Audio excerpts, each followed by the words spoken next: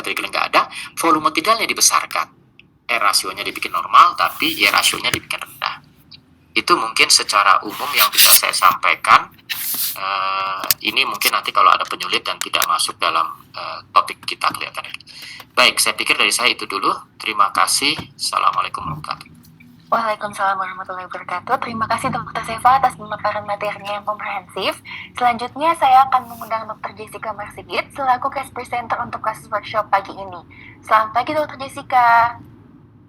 Pagi. Baik Dr. Seva dan Dr. Jessica, untuk sesi workshopnya saya ingatkan kembali akan berlangsung selama 25 menit kuliah pengantar dan 50 menit untuk sesi diskusi interaktif ya dokter. Baik dokter, untuk waktu dan tempat saya persilahkan Dr. Seva dan Dr. Jessica. Baik, terima kasih Dr. Dania. Dr. Seva, izin saya mulai untuk kasus pertama ya dok ya.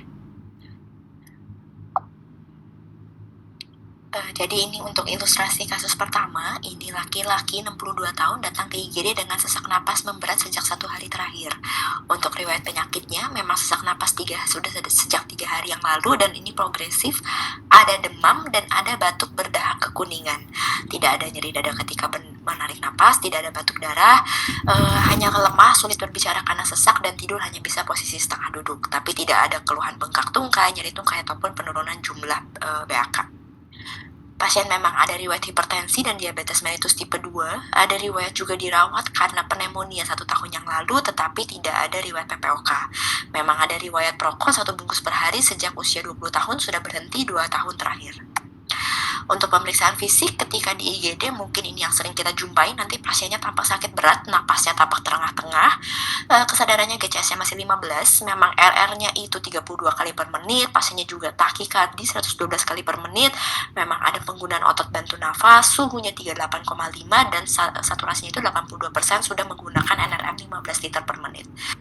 Tidak ada peningkatan JVP, tidak ada deviasi trakea. Tapi memang dari pemeriksaan parunya memang ada fremitus raba yang meningkat dengan ronki basah halus sedang bilateral, jantung dan ekstremitas dalam batas normal. Untuk pertanyaan nomor 1, apa saja pemeriksaan laboratorium dan radiologi yang mungkin Anda minta ketika di IGD?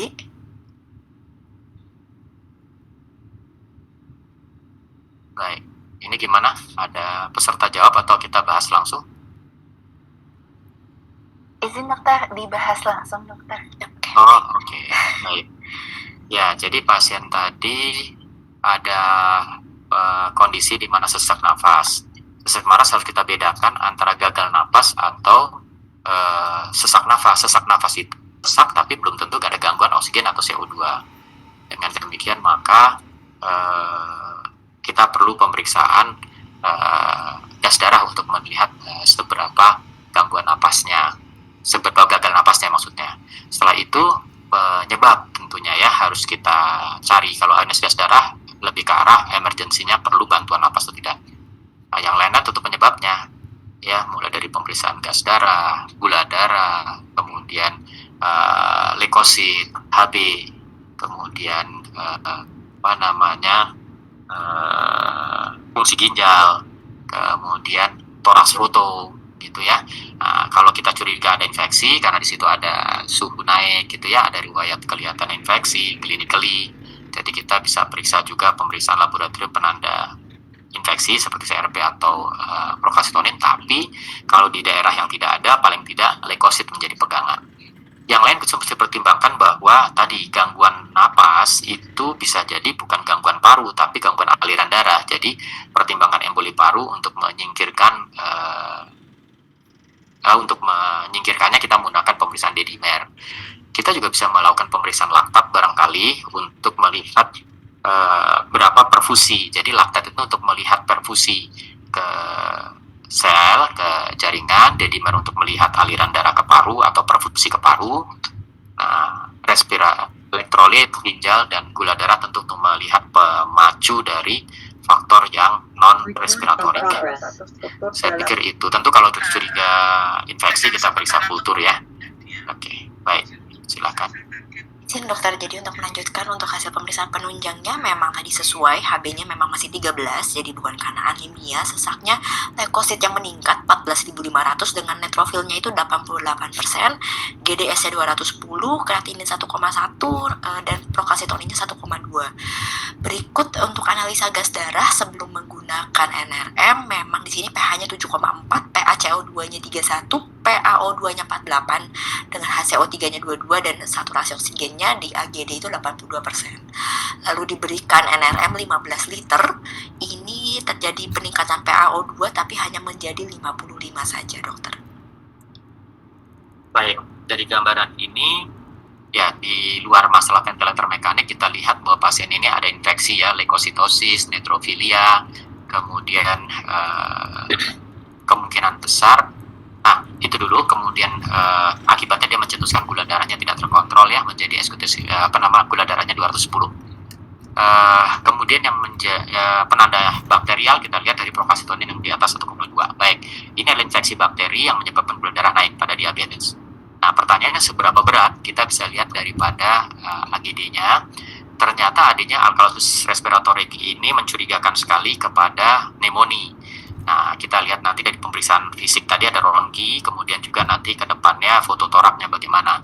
Memang pada pneumonia yang khas itu adalah akan terjadi alkalosis respiratorik gara-gara rangkang dari peradangan paru menyebabkan pasien bernapas cepat, tapi akibat dari napas cepatnya, akibat karena ventilasi naik, akibat karena hiperventilasi, maka bukannya membaik oksigennya, yang terjadi adalah alkalosis respiratorik gara-gara CO2 terbuang. Jadi itu refleks tubuh yang tidak selalu tepat memang. Jadi ketika kita mempunyai radang paru, refleksnya adalah napas cepat, tapi tidak osinisasi yang perbaikan, tetapi CO2 terbuang lebih, maka akan alkalosis respiratorik. PCO2-nya turun, pH-nya naik. Nah, ini kita lihat ada gambaran gagal napas tipe 1. Dengan demikian kita menduga kuat infeksinya dari paru lah, pneumonia. Oke. Nah, ini fotonya. Tampaknya sesuai ya. Fotonya infiltrat kiri kanan, tidak tampak sebagai bedwing yang merupakan udem paru walaupun jantungnya tampaknya besar. Jadi ini tampaknya ada masalah chronic heart failure, tapi ada pneumonia di sini. Infiltrat bilateral diffuse. Jadi masuk kriteria ARDS sebetulnya karena PO2 yang gagal napas, PF rasio di bawah 300 itu masuk acute respiratory distress syndrome. Begitu. Baik, untuk diagnosis jadi memang kami tegakkan dengan gagal napas tipe 1, dengan pneumonia komunitas berat, dengan diabetes mellitus tipe 2, dan hipertensi juga pada pasien.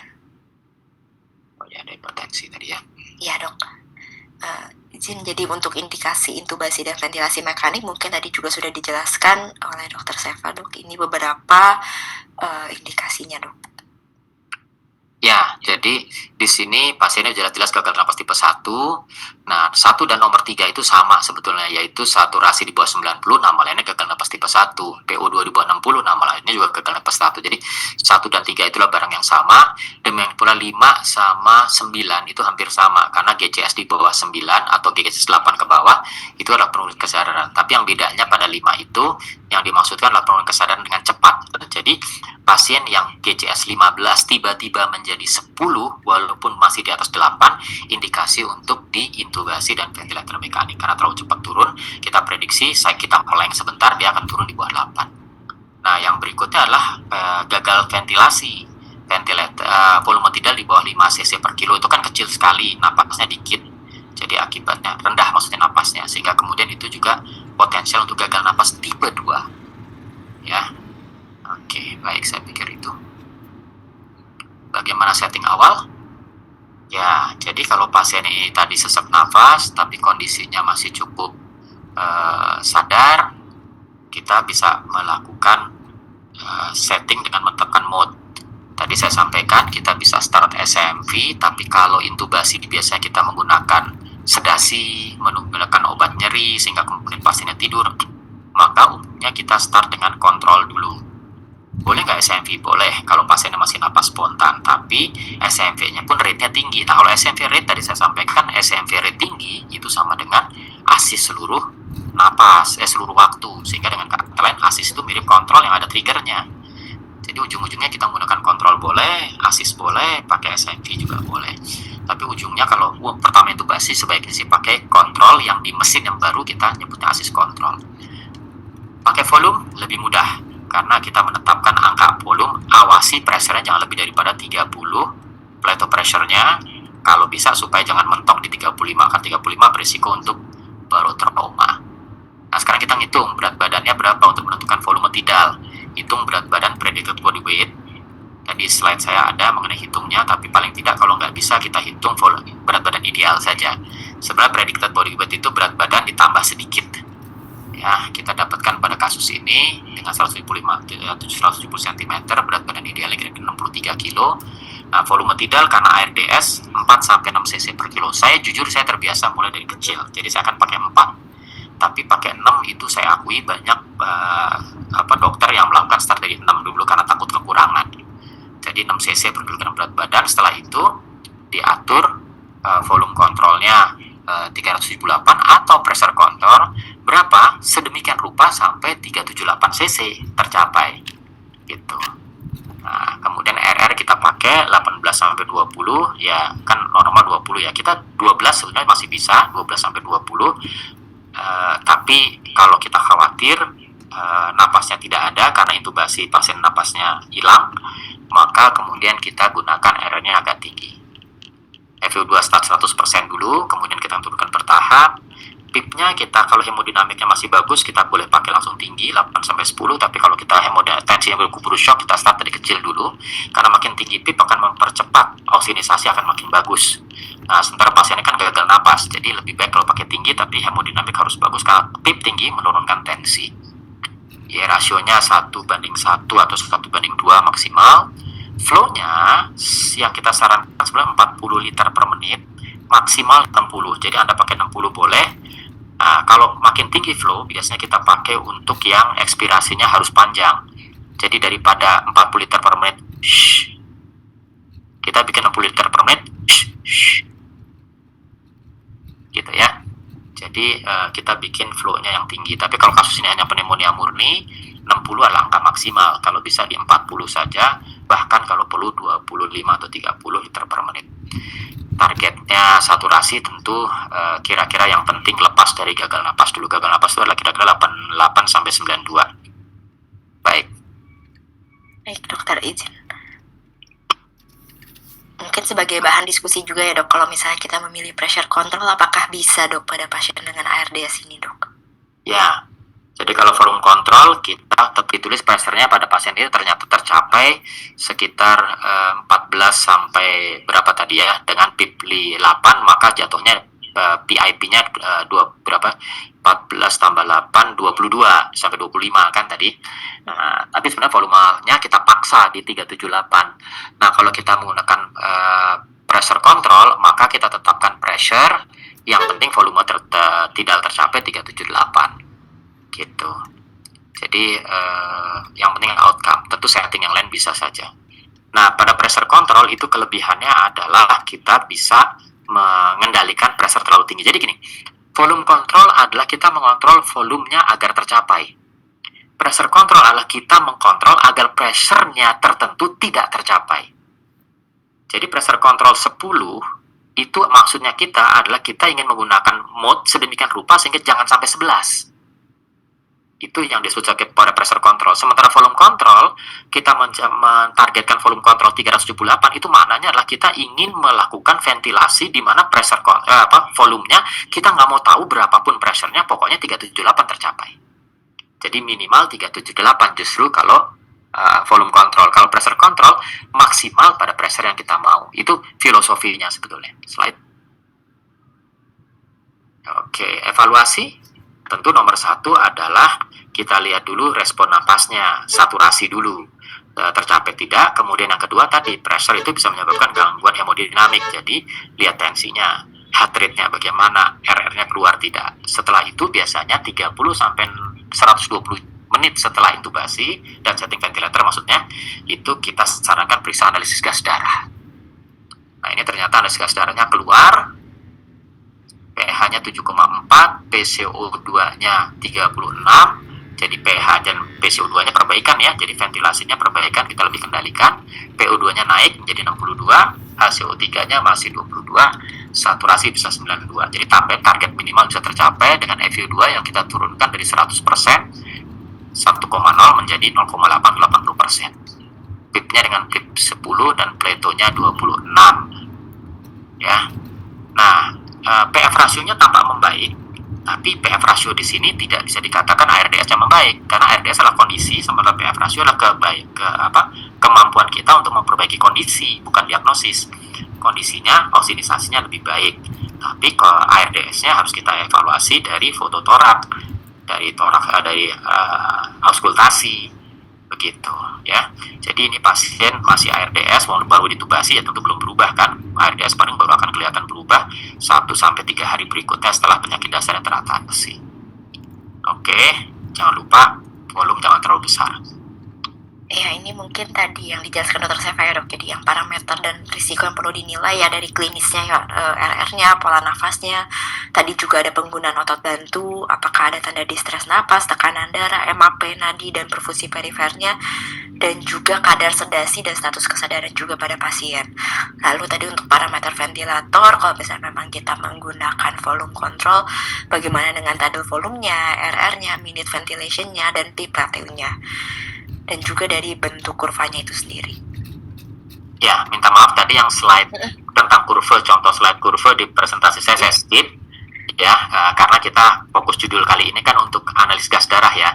Tapi betul bahwa pada saat kita setting ventilator, kita bisa melihat pola kurva untuk melihat seberapa berat pasiennya dan seberapa efektivitas ventilasi kita terlepas dari hasil PO2 dan koreksinya ya. Oke, nanti mungkin pada kesempatan judul yang lain kali kita bisa bahas itu. Ya, mungkin untuk yang lanjutannya juga oksigenasi dan ventilasinya kita biasa cek AGD secara berkala juga, lalu juga pencegahan komplikasi ya untuk baru trauma dan juga oksigen toxicity. Tadi mungkin juga sudah dijelaskan oleh Dr. Seva kalau misalnya kita memang tidak mempertahankan FiO2 100% itu terlalu lama, tapi jika bisa memang kita titrasi turun jika memang saturasi oksigennya sudah tercapai. Lalu ini rasionalisasi pemilihan mode ventilator dan lung protective strategi. Jadi memang kalau misalnya pada gagal napas tipe 1 atau HRDS adalah akibat gangguan oksigenasi akibat shunt dan ketidakselarasan ventilasi dan perfusi. Sehingga memang tadi bisa dipertimbangkan mungkin yang awalnya adalah volume control lalu atau misalnya pressure control. Dengan volume tidalnya rendah tadi sesuai dengan Dr. Seva juga 4-6 mm per kilogram predicted body weight. PIP ratio yang kita pertahankan dikurang dari 30 cm H2O dengan driving pressure-nya juga kurang dari 15 cm H2O. Dan jika memang klinisnya stabil, hemodinamiknya stabil, memang PIP kita optimalkan untuk mencegah atelektasis dan membuka alveoli yang kolaps tanpa menyebabkan overdistensi. Baik, sebentar. Jadi yang disebut sebagai lung protective strategy itu adalah jangan membuat peak inspiratory pressure lebih dari 30. Itu konsepnya. Itu aja sebetulnya sih. Nah, pada ARDS prinsipnya adalah PIP tinggi untuk menaikkan oksigen, kemudian menjaga PIP pressure tidak lebih dari 30, terus kemudian RR-nya kalau perlu bisa dinaikkan untuk mencapai minute volume, tapi kalau ternyata nggak bisa cukup untuk membuang CO2, maka boleh permissive hypercapnia namanya. Jadi CO2 agak tinggi sedikit nggak apa-apa. Oke. Baik dok. Izin mungkin tadi ini yang ya tadi yang dokter Seva katakan ya, permissive hypercapnia. Lalu juga jika memang belum tercapai, mungkin kita bisa juga evaluasi ya dok dari dopesnya itu sendiri ya dok. Kalau misalnya memang belum tercapai yang kita inginkan dari hasil AGD awal, yang pertama mungkin displacement, apakah mungkin ETT-nya, apakah mungkin terlalu dalam atau misalnya belum tercapai, apakah ada obstruksi atau tidak, ada sekret, ada mukus atau tidak, ada foreign body airway obstruction atau tidak, apakah ada pneumothorax, karena ada beberapa kali juga kejadian pneumothorax ketika sudah diintubasi, lalu apakah ada equipment failure dan juga secretion. Ini mungkin yang biasa kita lakukan juga ya dok, evaluasi di HCU ataupun ICU ya dok. Ya, dok, itu terutama berguna setelah kita melakukan setting ventilator dan misalkan ada perbaikan, terjadi ada penurunan kembali secara mendadak. Nah, itu kita terutama akan berguna pada dok. Atau kita gagal dalam memperbaiki pasien walaupun sudah ditubasi, gitu. Dok, izin ini mungkin penyesuaian interpretasi ABG dan penyesuaian ventilator, mungkin PIP-nya bisa dinaikkan bertahap, penyesuaian waktu inspirasi dan juga ekspirasi, dan juga hati-hati terhadap air trapping dan juga baru trauma dok. Oke, jadi gini, maaf saya minta waktu dulu sedikit. Intinya adalah PIP menyebabkan alveol terbuka. Jadi kalau Anda kurang oksigen, PO2-nya, saturasi oksigen atau PO2-nya nggak mau naik-naik, maka Anda naikkan PIP. Bisa nggak naikkan dari FeO2-nya, dok? Fraksi oksigennya bisa, tapi karena oksigen naik itu bisa resiko toxicity, maka lebih baik PIP-nya yang kita naikkan selama tensinya bagus. Jadi selalu ada lari sana lari sini. Kalau kita bisa nanti FeO2 takut oksigen toxicity, kita naikkan PIP. PIP takut menyebabkan hipotensi. Jadi kalau hipotensinya terjadi, PIP-nya nggak naik, FeO2-nya yang naik. Sebaliknya kalau tensinya tinggi, PIP-nya yang naik, FeO2-nya yang tidak. Itu ya, jadi ada batas kiri kanannya. Oke. Nah, IE ratio itu akan kita pakai karena kalau kita menggunakan inspirasi yang maksimal, kadang-kadang ekspirasi jadi panjang. Kalau ekspirasi itu membuat CO2 lebih keluar kan. Jadi kalau ekspirasi memendek atau lebih sedikit, CO2 akan cenderung trapping. Dengan demikian kita harus atur sedemikian rupa sehingga E-nya tetap harus diberi waktu. Itu maksudnya tadi. Oke. Izin untuk melanjutkan, ini juga tadi yang strategi yang tadi mencegah volutrauma baru trauma, mencegah oksigen toxicity, dan juga yang terakhir mungkin ketika pasiennya memang di ICU ataupun HCU, monitoring dan support lain seperti misalnya profilaksis dari ulcus decubitus, DVT, dan mobilisasi dini jika memungkinkan. Oke. Mungkin ini sekian sedikit mengenai fast heartbeats juga ya dok, yang biasa kita gunakan juga ya dok. Jadi ketika pasien memang sudah terintubasi ya mungkin kita pertimbangkan juga hal lainnya dari nutrisinya, analgesiknya, sedasinya, thromboembolic prophylaxis, stress ulcer prophylaxis, glycemic control pada pasien-pasien dengan DM dengan critical illness gitu mungkin, dan juga bowel regimen, apakah harus penggunaan misalnya NGN ataupun kateter, dan juga penggunaan antibiotik karena pada pasien ini kan juga memang dasar utamanya adalah infeksi pneumonia, maka kita harus ambil juga kultur sputumnya dan kita berikan dulu mungkin antibiotik empiris, dan setelah kulturnya keluar kita bisa melakukan deskalasi antibiotik.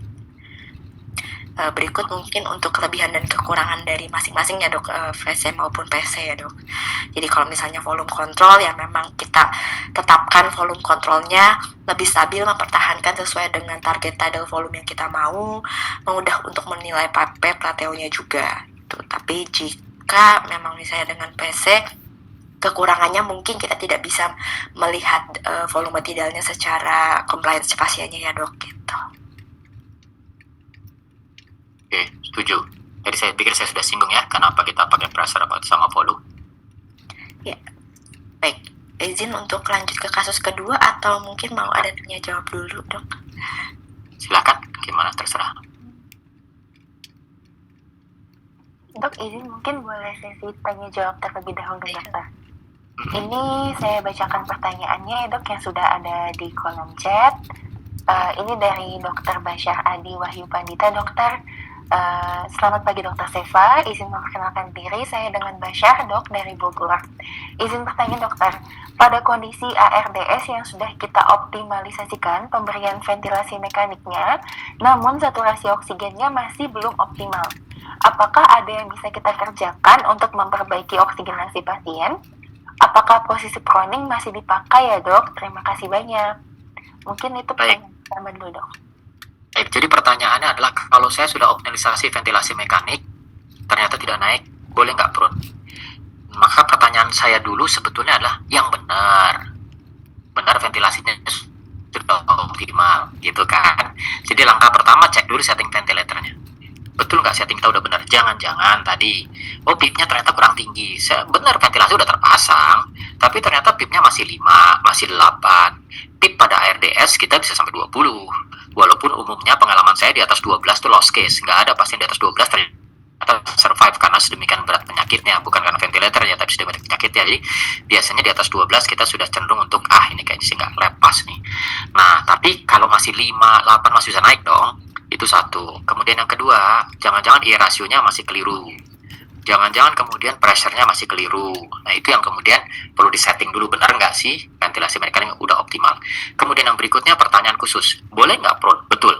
Prone position sampai sekarang masih terbukti bahwa kalau kita balikan pasien 16 jam sehari, minimal 12 jam, itu menyebabkan oksinisasi akan lebih baik. Cuma prone position itu hanya bisa dilakukan di ICU yang besar. Karena ngebalik pasien untuk melakukan prone pada ventilator mekanik itu minimal membutuhkan 6 orang. sebagian besar pengalaman saya membutuhkan 8 orang. Kalau kita punya ICU di mana satu bednya satu perawat, maka ICU dengan kapasitas bed kurang dari 6 nggak mungkin melakukan prone position, karena semua perawat yang ngumpul untuk ngurun saja cuma berempat. Agak sulit untuk ngebalik yang kemudian menyebabkan cupnya segala macam, infus segala macam tidak kecabut. Nah, kita butuh banyak orang itu supaya ketika ngebalik nggak ada yang kecabut. Jadi dengan demikian prone position akan bisa dilakukan pada ICU di mana perawatnya itu minimal 6 orang, dengan kata lain 6 bed minimal gitu. Apalagi kalau modelnya yang satu perawat 2 bed, itu makin gak mungkin lagi gitu. Itu sih yang saya ingatkan. Terima kasih.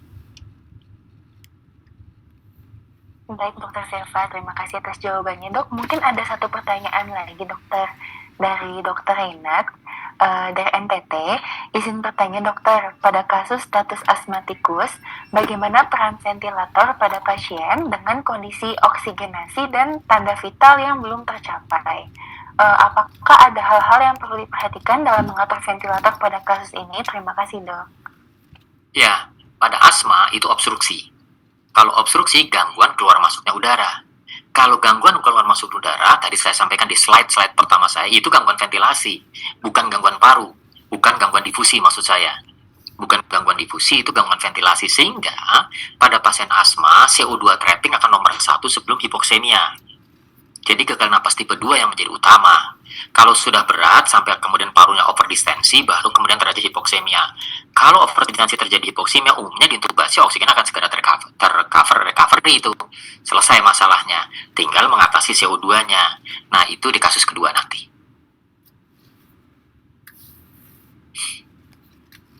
Baik Dokter Teva, terima kasih Dok. Mungkin izin Dokter untuk pertanyaannya belum ada lagi Dokter di kolom chatnya. Mungkin boleh dilanjutkan dengan diskusi interaktif terlebih dahulu Dokter. Silahkan Dokter Teva, Dokter Jessica. Baik, mungkin izin lanjut ke kasus kedua kali yang menyambung tadi yang mengenai gagal napas tipe 2. Jadi ini untuk ilustrasi kasusnya, laki-laki 68 tahun datang ke IGD sesak napas memberat dan mengantuk 1 hari terakhir. Sesak napas sudah 3 hari, juga ada batuk, dada terasa berat, tetapi di sini keluarga mengatakan pasien lebih mengantuk, bicara melambat, dan seperti kebingungan juga karena kebetulan usianya juga sudah lebih dari 60 tahun. Pasien ternyata punya inhaler tapi tidak menggunakan dengan teratur karena merasa lelah untuk menggunakan obat secara terus-menerus. Memang pasien sudah terdiagnosa PPOK, beberapa kali eksaserbasi, 2 kali dirawat di rumah sakit 1 tahun terakhir. Inhaler yang digunakan kombinasi sudah lama dan lama secara rutin, tapi kadang lupa karena pasien merasa lelah untuk menggunakan obat salbutamol inhalasi jika sesak. Ada riwayat hipertensi, tetapi memang tidak ada riwayat asma sejak kecil. Memang perokok berat, hampir 40 bungkus per tahun, berhenti 3 tahun yang lalu. Pemeriksaan fisik tampak somnolen dengan GCS-nya ini 12, nadinya takikardia 110, tekanan darahnya masih relatif cukup baik 130/80, RR-nya juga 30 kali, tampak ekspirasinya memanjang, suhunya 37,8 dengan saturasinya itu 86% dengan nasal kanul 3 liter. Dinaikkan ke 5 liter, saturasinya hanya naik menjadi 88-89. Ada sianosis bibir ringan juga dengan bentuk dadanya barrel chest, fremitus rabanya menurun, wheezing diffuse, ronki kering, dan ekspirasi memanjang. Untuk jantung dan ekstremitas dalam batas normal.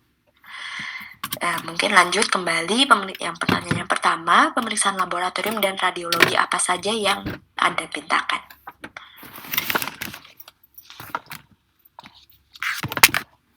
Baik. Jadi sekali lagi ini kasus dengan pasien kelihatannya ada sesak nafas, tapi ada riwayat merokok. Terus kemudian kelihatannya pemeriksaannya ke arah saluran nafas yang menyempit, tambahnya PPOK exacerbasi ya. Dari situ kita lagi-lagi cari adakah kemungkinan pencetusnya infeksi. Dengan pemeriksaannya ke arah infeksi seperti yang kasus pertama tadi. Kemudian juga kita perlu evaluasi untuk kemudian efek dari kardiologinya karena dia merokok, kemudian takut koroner, belum lagi kalau ternyata PPOK dia hipertensi pulmoner mungkin muncul, sehingga kita evaluasi ke arah sana, jangan-jangan gagal jantung menyebabkan sesaknya juga. Itu kira-kira. Izin dokter untuk lanjutkan. Jadi untuk labnya memang leukositnya sedikit meningkat 11.800, neutrofilnya 78%, gula darahnya 150, kreatinin 1,0, elektrolitnya normal. AGD di room R memang pH-nya 7,18 dengan pH CO2-nya 84. Lalu PaO2-nya 48, HCO3-nya 30, saturasinya 78. Karena saturasinya tidak naik dari nasal kanul, akhirnya dinaikkan ke NRM. Dengan pH-nya naik jadi 7,21, PaCO2-nya masih 78, PaO2-nya 60, HCO3-nya masih 30, dengan saturasi oksigennya 90%. Oke, baik. Jadi kita lihat leukositosis, jadi memang ada infeksi, kemudian analis gas darahnya menunjukkan CO2-nya tinggi. Nah, ini berarti gagal ventilasi, gagal keluar oksigen, keluar udara, jadi gagal CO2 ditarik keluar. Akibatnya terjadi pH-nya turun, asidosis respiratorik. Nah, kita lihat kalau ini asidosis respiratoriknya ringan atau bahkan terkompensasi, maka sebetulnya ini bukan akut. Kalau bukan akut, pada pasien PPOK sebenarnya tidak perlu diapa-apakan karena sudah terbiasa dia. Nah, karena itu yang kita lihat bukan seberapa PCO2-nya. Kadang-kadang PCO2 yang kronik ada yang PCO2 100, nggak apa-apa, dia tidak ada masalah. Jadi yang kita lihat adalah pH-nya. pH itu menunjukkan ketidakmampuan si pasien untuk bertahan dengan PCO2 tersebut.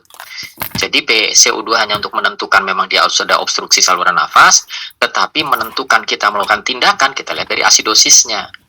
Gitu. Nah, pada kasus ini tampaknya kita perlu lakukan tindakan karena pH-nya sudah mulai turun, pasiennya pasti napasnya harus cepat untuk mengkompensasi, tidak bisa keluar.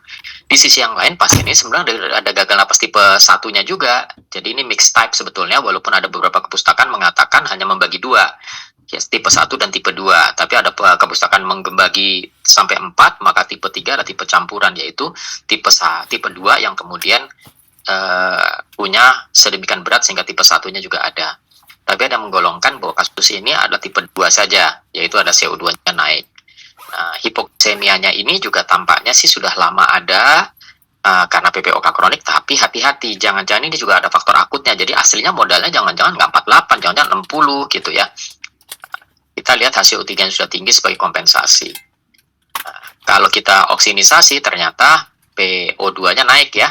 Nah, ini menunjukkan bahwa oksigen masih bisa mengkoreksi, tapi PCO2-nya belum teratasi betul. Hati-hati kalau PA2-nya ternyata nanti sampai terlalu tinggi sampai normal, pasiennya malah justru akan apnu karena drive nafasnya menjadi hilang. Itu yang harus kita awasi betul. Gitu. Izin lanjutkan ini untuk ronsen torak ya dokter. Jadi memang khas pada pasien dengan PPOK, pada hiperinflasi paru, diafragmanya mendatar dengan intercostal space-nya juga melebar ya dok. Ada infiltrat lapang paru kanan atas, tapi core tidak membesar juga dengan jelas dok. Jadi mungkin lebih mengarah ke PPOK ekserbasi akut ya dok. Setuju, tempatnya PPOK itu. Ya. Dengan ini diagnosanya gagal napas tipe 2, PPOK ekserbasi akut dengan hipertensi esensial juga. Jadi memang untuk indikasi intubasi pada pasien, kembali lagi pasien memang dengan gagal napas ya dok, pada yang ini gagal napasnya tipe 2 dengan hiperkapnia dengan pH-nya 7,1 awalnya, dan pasiennya memang dengan penurunan kesadarannya yang akut ya dok, baru 3 hari ini mulai sulit untuk diajak berbicara juga ya dok. Jadi memang sudah ada indikasi intubasi pada pasien dok. Ya, sepakat.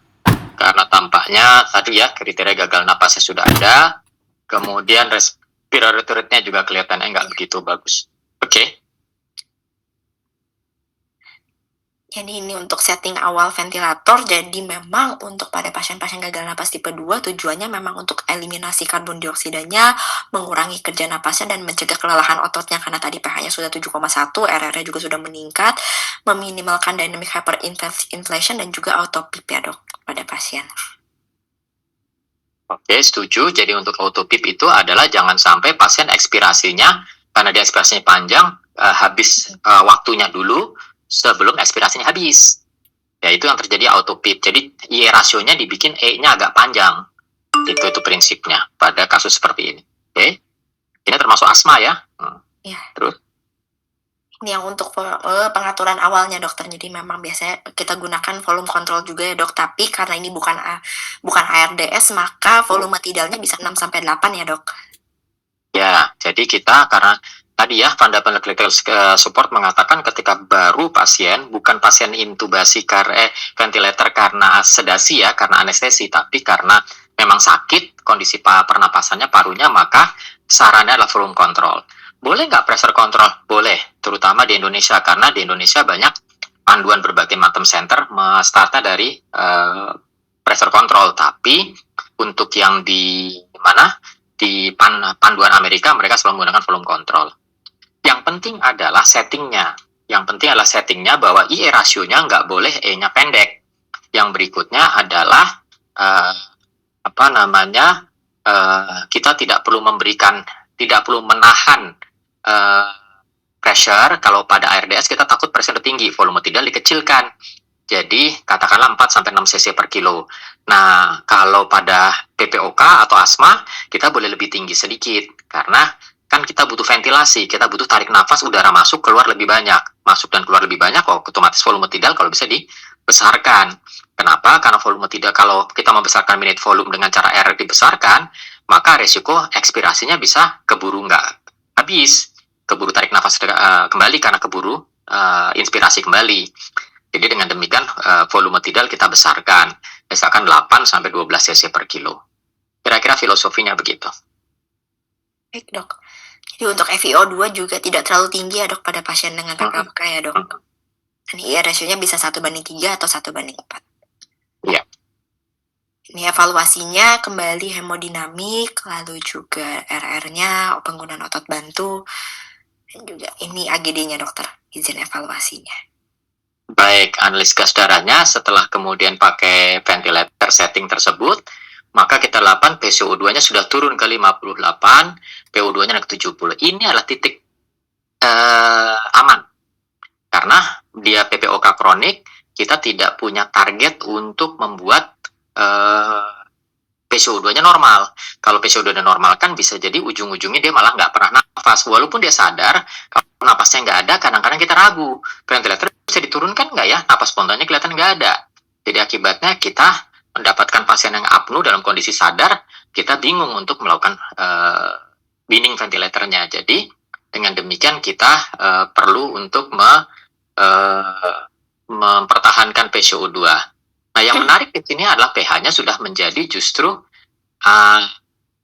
alkalosis, pH 7,3. Nah, ini cenderung untuk overshoot sebetulnya. Karena pada pasien PPOK, CO2 biasa tinggi, artinya dia sudah kronik dengan asidosis respiratorik. Kalau bisa kembalikan ke modal awal, jadi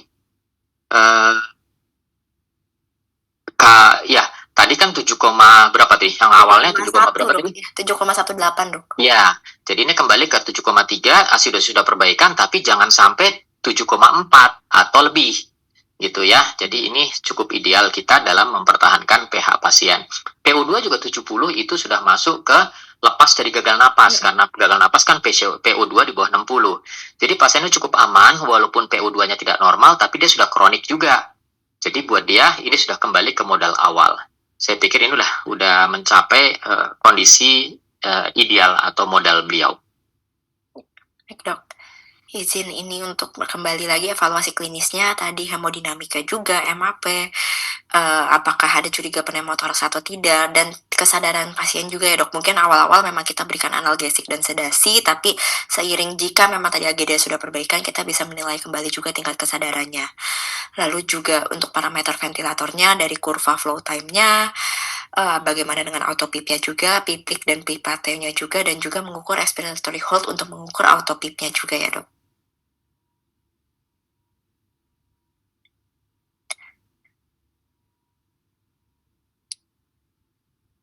Izin untuk melanjutkan, jadi untuk rasionalisasi pemilihan mode ventilator juga karena pasiennya somnolen ya dok, jadi bisa VC bisa, ataupun misalnya PC juga bisa dok.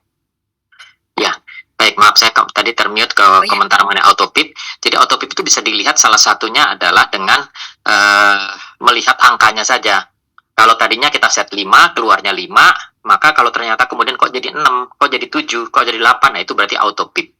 Nah, ya cara lain adalah melihat dari inspiratory hold, dalam arti ketika inspirasi ada notch naik ke atas lagi nggak dalam kurvanya. Kalau kelihatannya ada naik lagi, nah berarti ada yang belum selesai dalam ekspirasi. Saya pikir itu yang penting plateaunya dijaga, jangan over distended. Baik dokter. Dok, mungkin ini tadi juga sudah dibahas ya dok. Jadi untuk targetnya memang tidak harus menormalkan pH CO2 karena memang pasien dengan PPOK memang sudah terbiasa dengan CO2 yang tinggi untuk menjaga drive nafasnya juga dok. Oke. Lalu jika tidak perbaikan, ya kembali ya dok, mungkin evaluasi dulu teknis dan klinisnya, dosisnya juga ada sekret atau ada infeksi yang memberat, dan juga kalau misalnya pada pasien PPOK, mohon koreksinya dok, bisa meningkatkan minute ventilation-nya secara bertahap juga ya dok.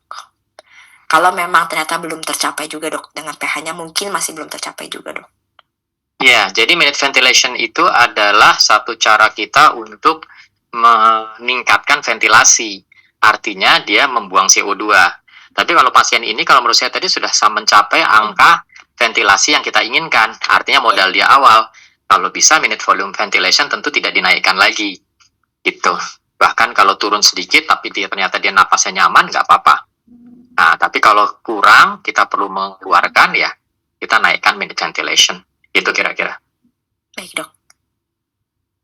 Ini kembali ya dok, untuk mempertahankan memanjangkan ekspirasi dan untuk mengejar pH CO2 cukup mendekat ke baseline saja. Lalu ini juga sama dok untuk monitoring autopip dan pencegahan dynamic hyperventilation, RR-nya rendah, IE manjang, volume tidal, dan juga tadi mungkin optimalkan bronkodilator, fisioterapi dada, dan juga perbaikan infeksi dan juga suction juga ya dok. Iya, betul. Silakan.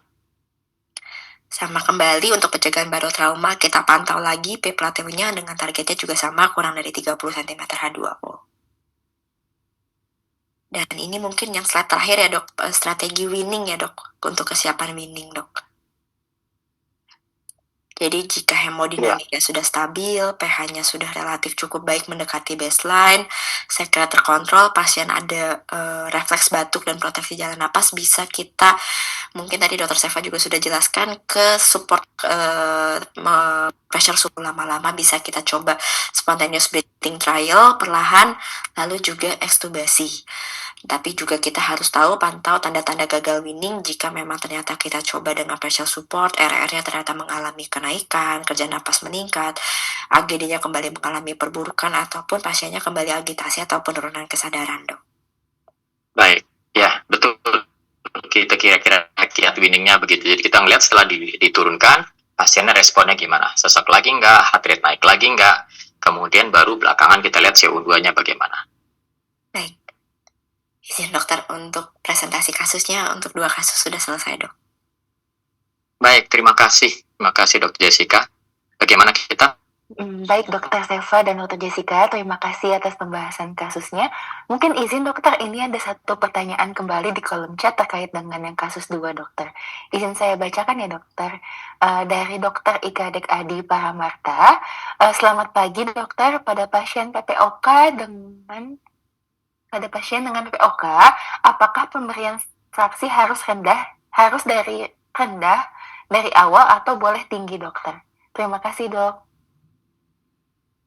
Baik, boleh. Jawabannya kalau boleh, boleh. Tapi kalau perlu, nggak harus, nggak selalu perlu. Itu. Jadi kalau pertanyaan adalah bolehkah? Ya. Baik dokter, terima kasih dok atas jawabannya. Kemudian izin ada pertanyaan yang kedua lagi dokter, dari Dokter Bagus Ramasya Amangku dokter. Selamat pagi Dokter Seva, dengan Bagus dari Jakarta.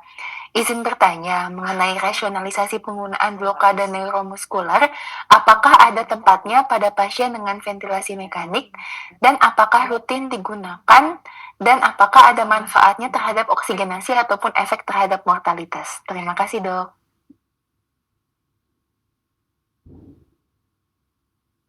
Baik, dijawab sekaligus ya, dua-duanya ya. Baik dokter. Suara saya? Ya. Dengan dok. Baik, yang pertama tadi mengenai masalah oksigenisasi kembali ya. Jadi kalau mau pakai tinggi boleh, tapi kalau tinggi itu akan menyebabkan kadang-kadang kita akan sulit untuk menilai proses winningnya nanti. Tapi yang jelas sih untuk kematian atau efek dari oksigen tinggi sih kalau baru awal tidak. Tapi usahakan diturunkan cepat. Sementara FiO2 yang rendah dalam arti 60% saja itu umumnya lebih menguntungkan.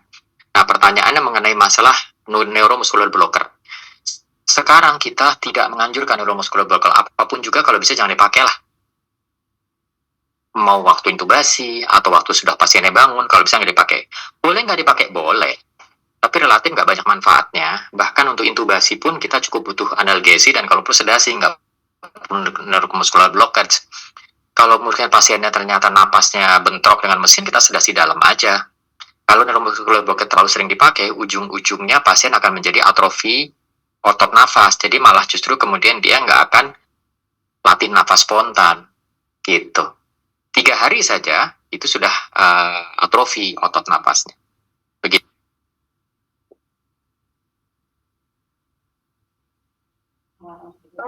Baik dokter, izin melanjutkan pertanyaan yang ketiga ya dokter. Pertanyaan ketiga ada dari dokter Tiffany Konstantin. Selamat pagi dokter, izin saya Tiffany dari Surabaya. Izin menanyakan, pada pasien PPOK dengan infeksi sistemik seperti shock, sepsis, yang mengakibatkan mix dengan asidosis metabolik dengan HCO3 rendah, apakah ada perbedaan untuk setting ventilatornya dokter? Terima kasih. Maaf, gimana pertanyaannya? Oh iya, izin saya ulangi ya dok, dari dokter Tiffany Konstantin. Selamat pagi dokter, izin saya Tiffany dari Surabaya. Izin menanyakan, pada pasien PPOK dengan infeksi sistemik seperti shock sepsis yang mengakibatkan mix dengan asidosis metabolik dengan HCO3 rendah, apakah ada perbedaan untuk setting ventilatornya? Terima kasih.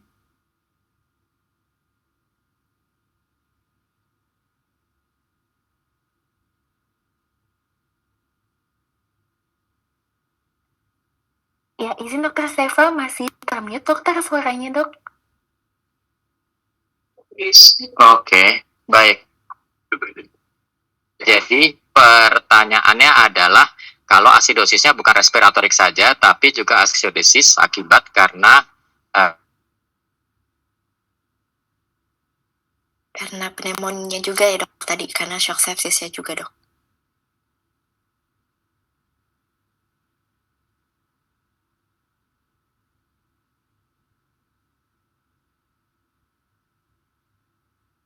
Dokter Seva izin untuk koneksinya sepertinya terputus dokter.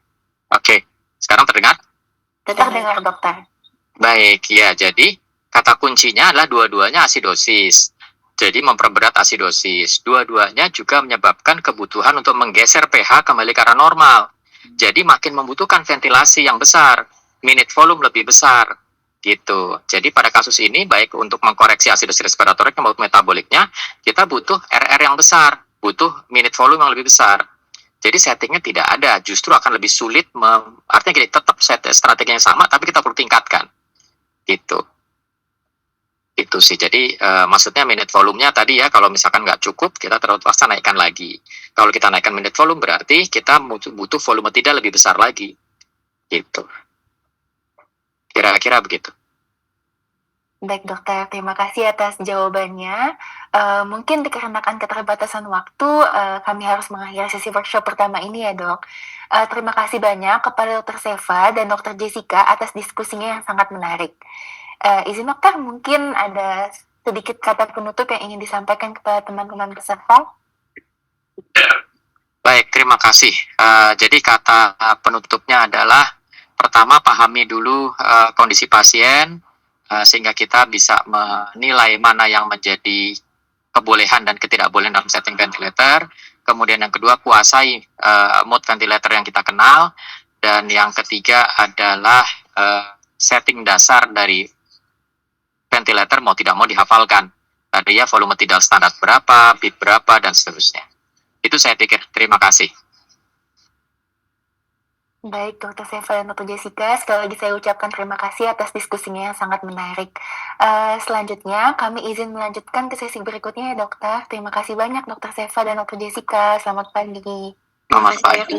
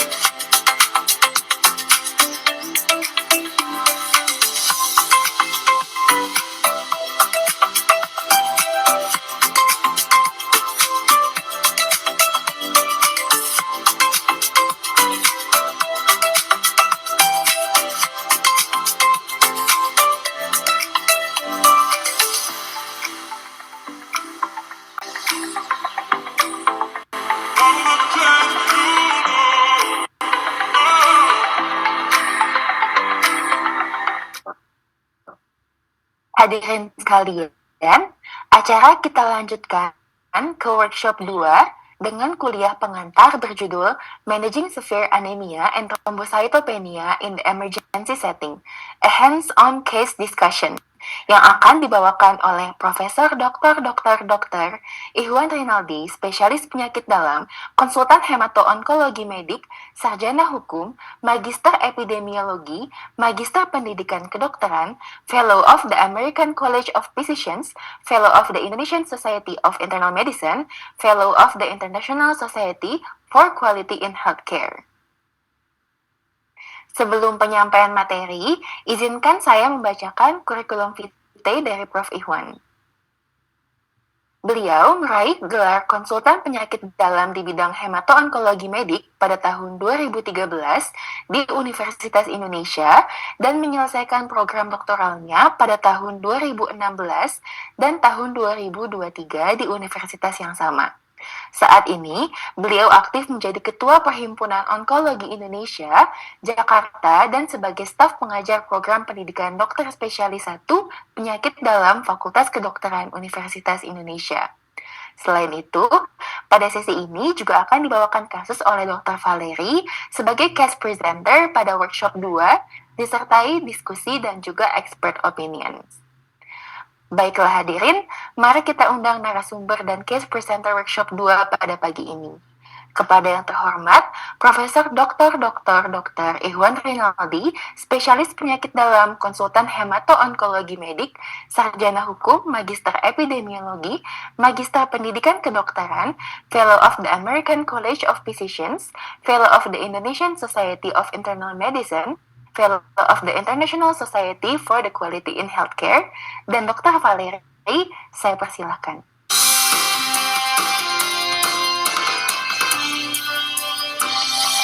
Nadia atas perkenalannya. Baik, saya share materinya.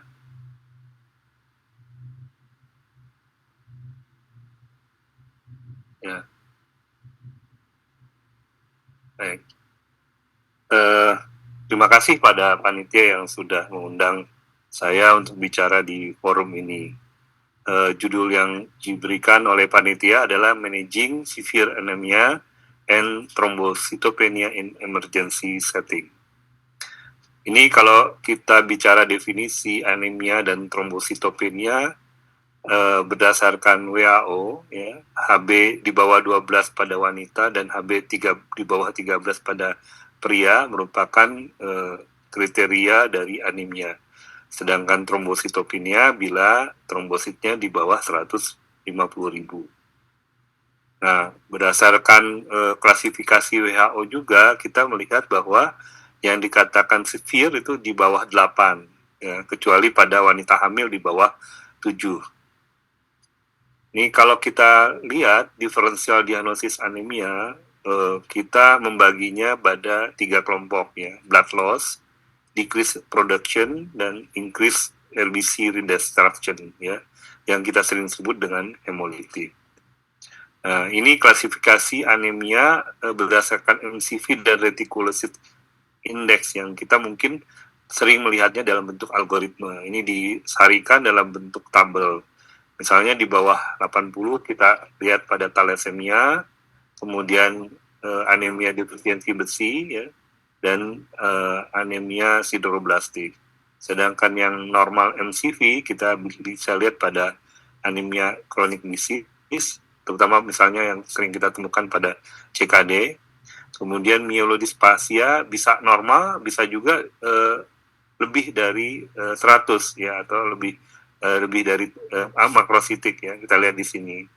Ya, kalau ada kombinasi defisiensi bisa jadi normal, dari iron defisiensi, folat defisiensi juga jadi normal.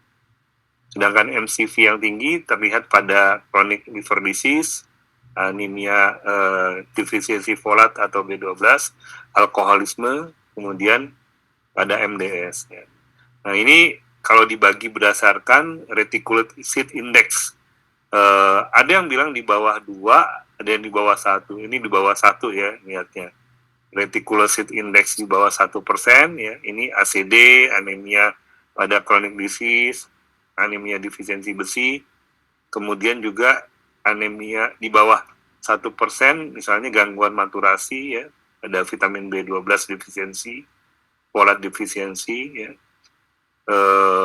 MDS ya. Sedangkan yang di atas nih biasanya pada hemoglobinopati, anemia hemolitik autoimun atau hemolitik imun ya, kemudian kelainan membran dan sebagainya. Ini kalau kita bagi berdasarkan algoritmanya ya. Ini kalau di bawah 12 MCV-nya, di bawah 81 di normal dan seterusnya. Hampir sama dengan tabel tadi ya. Ada juga yang membaginya berdasarkan peripheral blood smear ya. Ya, mikrocytic hipokrom, kemudian ada yang gambaran-gambaran sitosit, helminth spherositosis, kemudian bite cell dan sebagainya dan seterusnya. Jadi ini algoritma tadi itu digunakan untuk mengklasifikasikan untuk menentukan penyebab dari satu anemia. Ya. Ini tadi juga sama dengan MCV. Ini kalau kita lihat ada yang berdasarkan reticulocyte count ya. Tadi reticulocyte index ya di bawah 1%. Kalau count itu di bawah 2% ya. Kalau di bawah 2% misalnya leukemia, anemia aplastik ya, di atas 2% perdarahan, hemolitik anemia ya. Kemudian kalau MCV di bawah 80 dan di atas 90 sama ya dengan tadi sudah disampaikan. Nah, kadang-kadang tentu pada yang blood loss itu bisa terjadi karena perdarahan ya, blood loss itu perdarahan ya. Kemudian bisa menimbulkan shock hipovolemik. Nah, berapa banyak perdarahannya itu akan mempengaruhi terjadinya penurunan dari tekanan darah dan peningkatan dari nadi, dan juga akan mengurangi urin flow rate-nya ya. Bisa kita juga dapati ekstremitasnya menjadi pucat dan dingin. Nah, pada yang berat, kelas berat ini menimbulkan penurunan tekanan darah. Ya. Kemudian juga pada kelas yang 3, kelas ini kelas 4 tadi, kalau kelas 3 juga bisa menimbulkan penurunan tekanan darah. Jadi mesti diperhatikan, dan biasanya perdarahannya di atas 1,5 sampai 2 liter. Ya. Nah, untuk mengatasinya tentu yang pertama harus dilakukan adalah mengidentifikasi sumber dari perdarahan dan memastikan bahwa hemostasisnya itu lakukan adalah merestorasi volume yang bersirkulasi dulu ya, dengan koloid ataupun dengan kristaloid cairan. Kemudian improving in tissue oxygenation ya, tentu kalau orang dengan perdarahan AB-nya turun itu akan menyebabkan oksigenasi ke sel-sel akan menurun ya, sehingga bisa menyebabkan nanti asidosis metabolik ya, dengan laktat yang meningkat ya.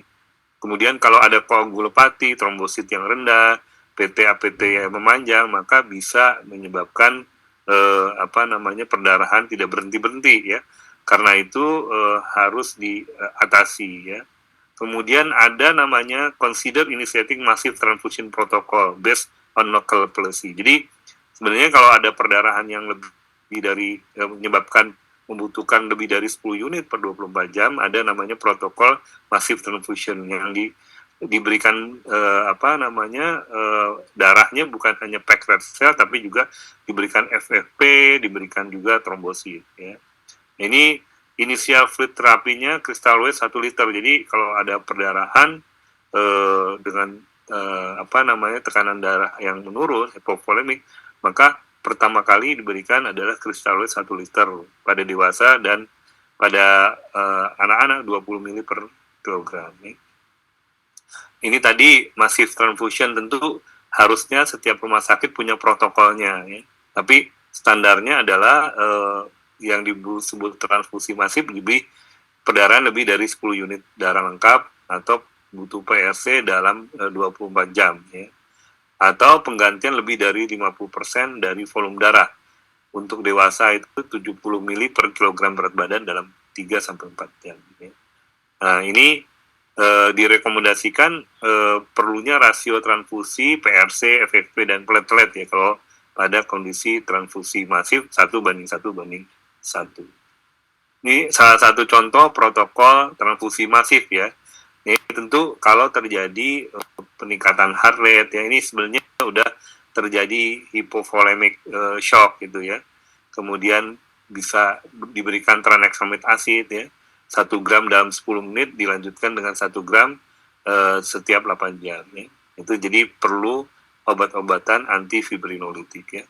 Kemudian mulai dengan massive transfusion protokol ya, dengan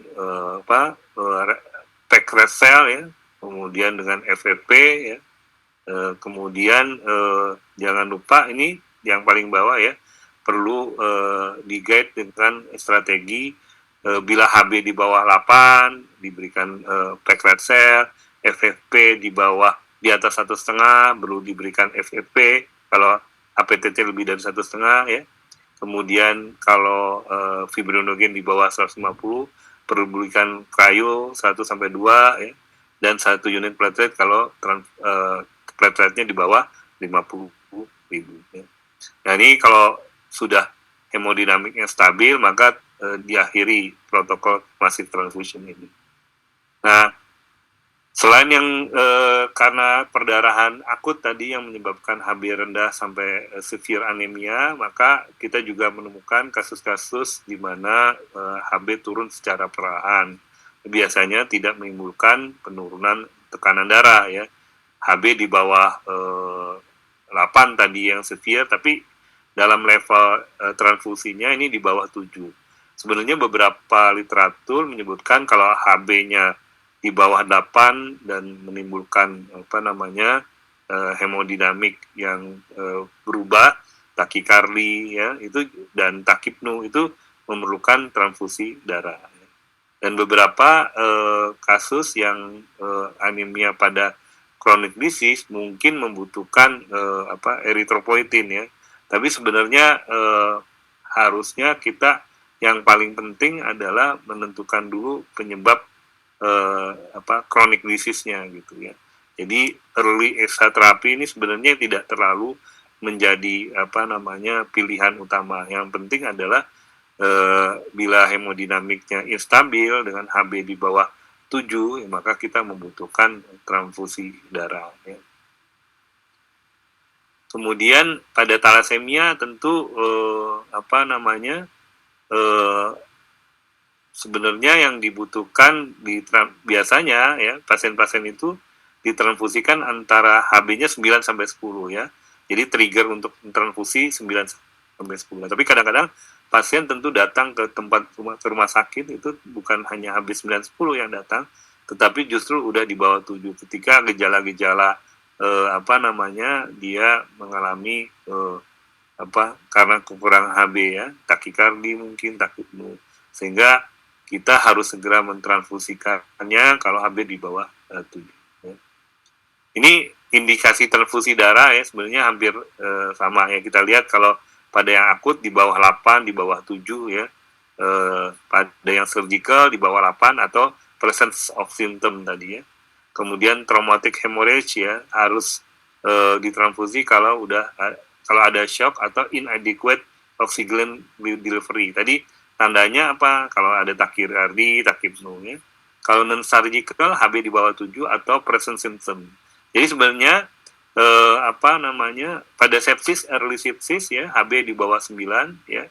Ini walaupun evidence-nya lemah. Pada septic shock HB di bawah 7, pada ACS 8 sampai 9 ya. Nah, ini perlu diingat bahwa ketika kita menentukan transfusi atau tidak, maka perlu dilihat bahwa present symptom atau tidak. Kalau HB-nya kurang lebih dari 7 tapi ada present symptom, maka perlu diberikan transfusi. Nah, ini produk-produk darah ya. Kita menganut sebenarnya darah yang ditransfusikan adalah yang komponen darah ya. Nah, komponen darah yang sering adalah kalau anemia maka diberikan pack red cell atau ada yang leukodepleted, ada wash biasanya pada kasus-kasus tertentu ya, pada kasus PNH dari hematologi ya.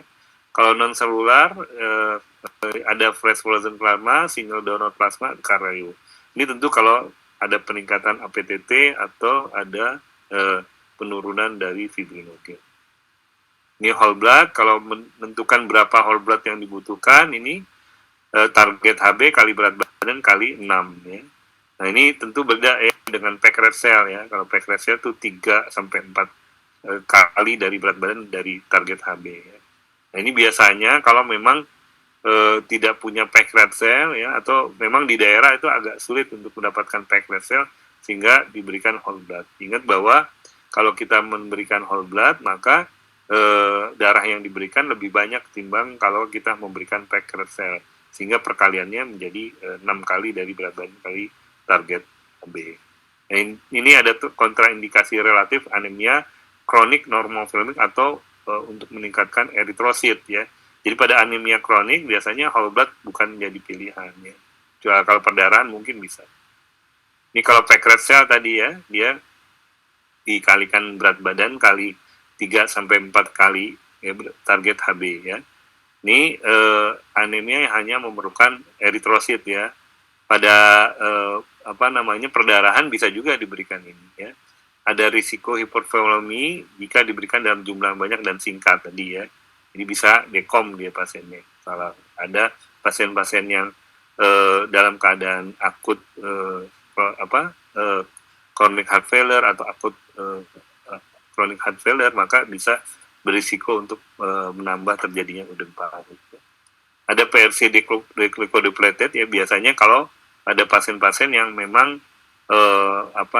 membutuhkan transfusi jangka panjang ya. Takutnya terjadi febrile dan hemolytic transfusion reaction yang sering terjadi pada kasus-kasus transfusi darah kronik.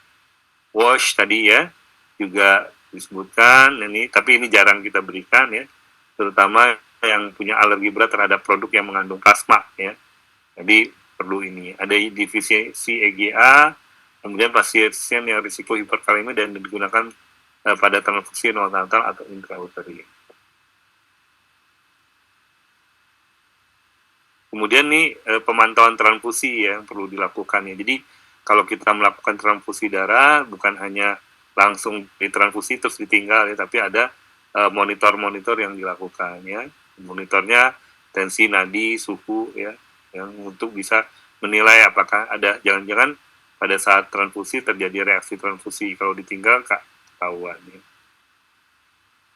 Ini reaksi-reaksi transfusi ada yang akut, ada yang delay ya. Yang akut nih hemolitik akut, kontaminasi bakteri, anafilaktik, tako dan trali ya. Tako ini overload, trali ini adanya reaksi imunologis ya. Dan sering sih febrile non hemolytic transfusion reaction ya. Kemudian yang delay iron overload ya, kalau di jangka panjang mendapatkan transfusi ya. Kemudian pada kasus tertentu ada transfusion associated graft-versus-host disease ya. Biasanya pada pasien-pasien yang mendapatkan transplantasi sum-sum tulang yang sering terjadi. Ya. Kemudian reaksi hemolitik yang delay.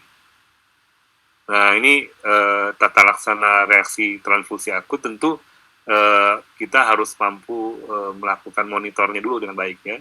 Kalau memang dia terjadi, maka perlu di stop transfusinya, kemudian cek patient identification and blood produknya apa, akses ABCDE-nya ya, untuk emergensinya apa, akses IV-nya, kemudian berikan asymptomatic treatment-nya, O2, antihistamin, antipiretik, dan kontak transfusion center ya.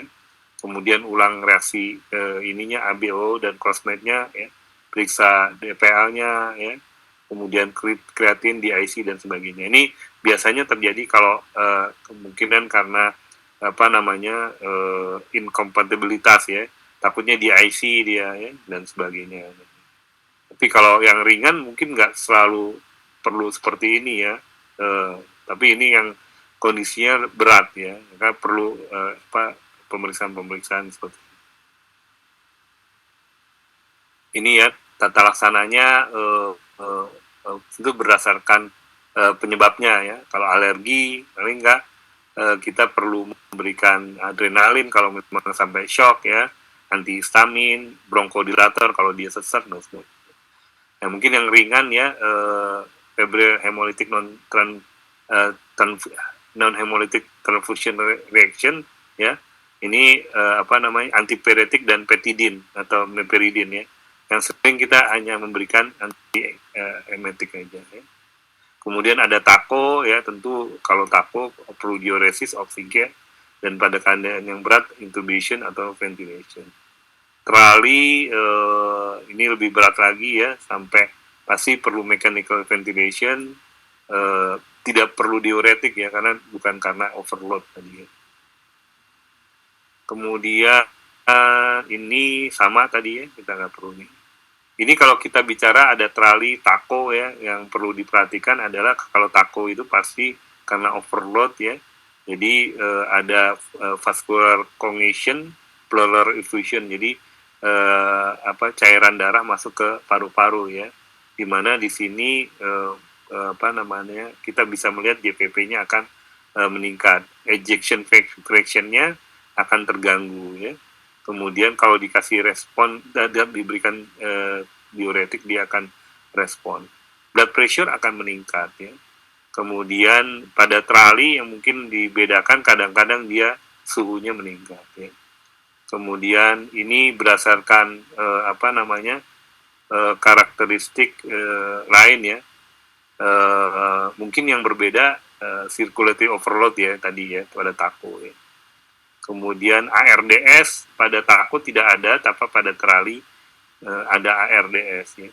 Kemudian infiltrate on chest radiograph consistent with acute pulmonary edema pada trali dan TACO sama, jadi agak sulit ya. Jadi tadi sebenarnya normal tinggi pada blood pressure, mungkin GVP juga meningkat ya, dan nah kalau trombositopeni itu yang mild 100 sampai 150, kalau severe di bawah 50.000 ya untuk ini. Nah, ini tentu penyebabnya itu ada yang karena produksi yang terganggu ya.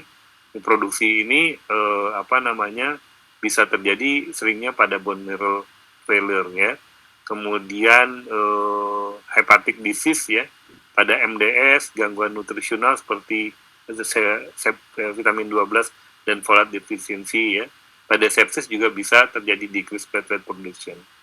Pada yang peripheral consumption yang meningkat, autoimun gitu ya, DIC ya, kemudian drug induced immune thrombocytopenia, HIT juga bisa ya. Kemudian ada mechanical destruction ya, misalnya pada ya. Maaf, Prof, sebelumnya ingin mengingatkan untuk waktunya sekitar 5 menit lagi ya, Prof. Baik ya, bentar lagi selesai ini. Baik ya. Kemudian pada preeclampsia. Kemudian ada sequestration ya, pada alcohol use disorder ya, gestational thrombocytopenia, hepatic disease, hypersplenisme ya. Nah, workup-nya perlu anamnesis tentu ya. Anamnesis mencari faktor-faktor yang bisa menyebabkan ya, dari drug, apakah ada obat-obatan, ada penyakit, riwayat penyakitnya, keganasan, hamil tentu kalau datang dengan perutnya sudah besar bisa kelihatan ya. Recent travel, recent refusion, infection. Kemudian physical examination-nya kita perlu lihat ada petekia, purpura, ada bleeding, hepatosplenomegaly ya, lymphadenopathy, ada trombosis ya. Nah, biasanya nih kalau di bawah 20.000 nih mulai kelihatan petekia, purpura, dan ekimosis ya. Kemudian pemeriksaan laboratorium ya, darah perifer lengkap, CBC, dan lain-lain. Nah ini algoritma kalau ketemu pasien dengan trombosit di bawah 150.000 ya, dilihat dari hemoglobin dan white blood cell normal apa enggak. Biasanya kalau dia abnormal nih kelainan dari sumsum tulang, maka perlu bone marrow. Tapi kalau dia HB dan trombositnya normal, bisa karena kelainan perifer, sehingga periksa peripheral blood smear-nya ya. Dan yang paling sering sih ITP ya, karena drug induced ya, dan sebagainya. Dan kalau ada bursel ya, bursel atau fragmented red blood cell ya, biasanya karena mikroamniopatik hemolytic anemia pada DIC atau TTP.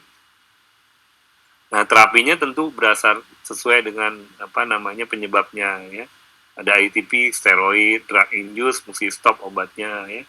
Nah, pada keadaan-keadaan di mana ada perdarahan mayor, platelet di bawah 10.000, kemudian ada hemolitik pada peripheral smear, tadi ada burus smear dan sebagainya, ada kelainan neurologik atau renal dysfunction, ya.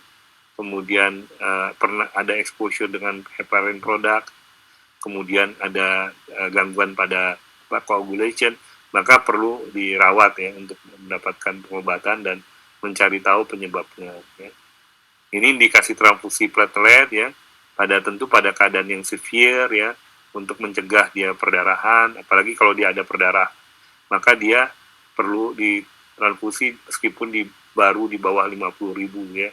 Nah, kalau di bawah 10.000 ya, maka juga perlu nih profilaktik ya, kurang dari 10.000. Kalau mau prosedural di bawah 50.000 ya harus ditambah ya. Pada yang bleeding yang belum diketahui penyebabnya, tidak dipikirkan karena imunologik, juga ditransfusi ya. Kalau underlying imun, efek on transfusi itu minimal. Jadi kalau orang ITP sebenarnya kalau ditransfusi itu tidak akan menaikkan juga ya. Perlu diingat bahwa 1 unit platelet diharapkan akan meningkatkan platelet count 30.000 sampai 40.000 per mikroliter. Ini komponen yang bisa diberikan, bisa trombosit konsentrat ya, bisa juga pool ya, TC pool ya, bisa juga apheresis ya.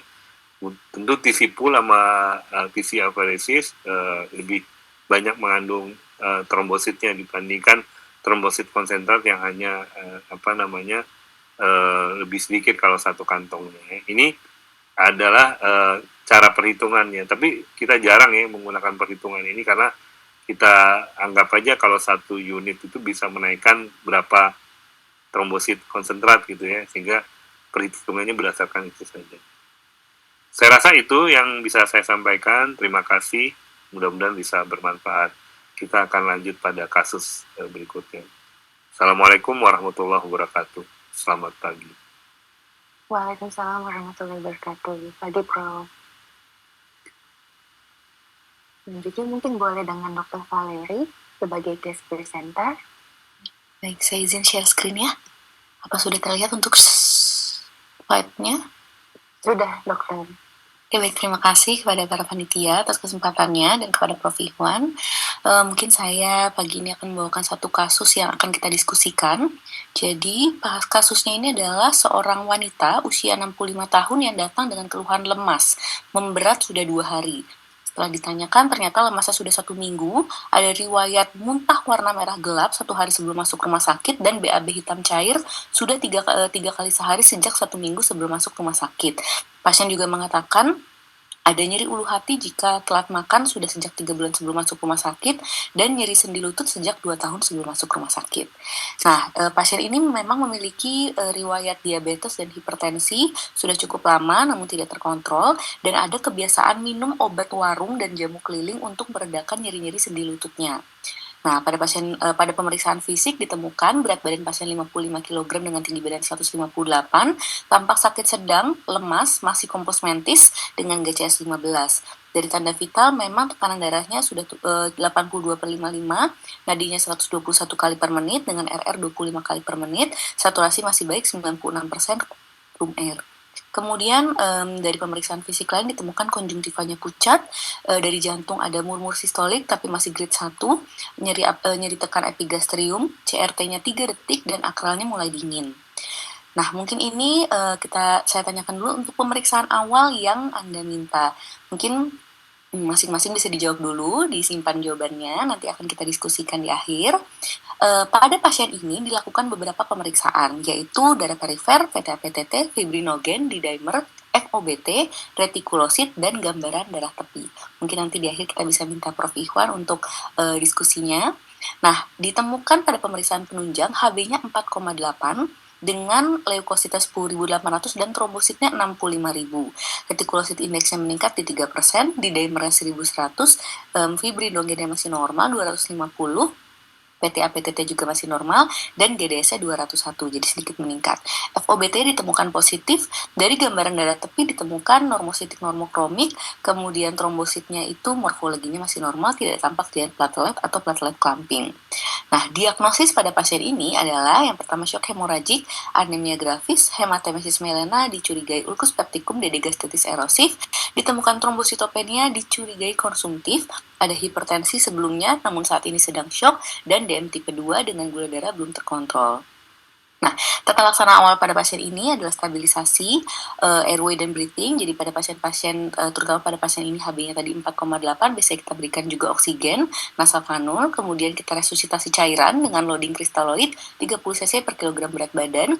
Kemudian tata laksana yang khususnya NGT, puasa dan bolus PPI, kemudian dilakukan transfusi dan dilakukan pemantauan. Nah, mungkin ini sedikit dibahas mengenai tanda-tanda shock. Jadi ketika kita menemukan pasien dengan shock hemoragik, maka kita perlu mengetahui kira-kira pasien ini kelas berapa untuk shock hemoragiknya. Kita lihat dari blood pressure-nya, pulse pressure-nya, dan capillary refill-nya. Nah, kita lihat kalau pada pasien kita heart rate-nya itu sudah 121, tekanan darahnya sudah turun, pulse pressure-nya juga sudah turun, dan capillary refill time-nya tadi sudah 3 detik, jadi sudah berkurang. Nah, jadi kalau untuk pasien kita tadi sepertinya sudah mulai masuk ke shock hemoragik yang kelas 3 dengan kehilangan darah sekitar 1.500 sampai 2.000 cc. Nah, apa komponen darah yang dipilih? Nah, mungkin ini saya ada beberapa pilihan dari peserta, mungkin bisa dipilih, disimpan dulu jawabannya, nanti akan kita diskusikan di akhir. Pada pasien ini diberikan packed red cell. Nah, ini sekilas mengenai komponen-komponen darah yang bisa kita berikan pada pasien-pasien yang membutuhkan transfusi. Tadi beberapa sudah dijelaskannya oleh Prof. Ikhwan. Jadi ada whole blood, ada PRC, ada trombosit, ada sel darah putih, dan ada plasma darah. Kalau untuk packed red cell sendiri, cara menghitung kebutuhannya adalah berat badan dikali delta HB dikali konstanta sekitar 3-4, tapi biasanya kita gunakan 4. Pada pasien ini tadi berat badannya sekitar 55, delta HB-nya 4,8 ya, jadi target kita 10 dikurangi 4,8 sekitar 5, dan dikali 4.